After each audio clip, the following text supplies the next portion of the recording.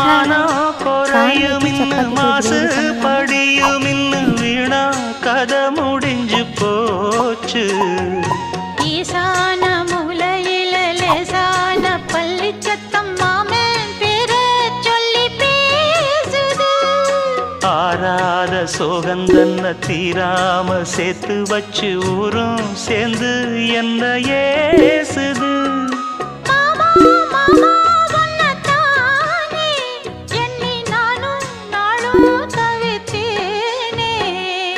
கூண்டுக்குள்ள என்ன வச்சு கூடி நின்ன ஊற விட்டு கூண்டுக்குள்ள போனதென்ன கோலக்கிளியே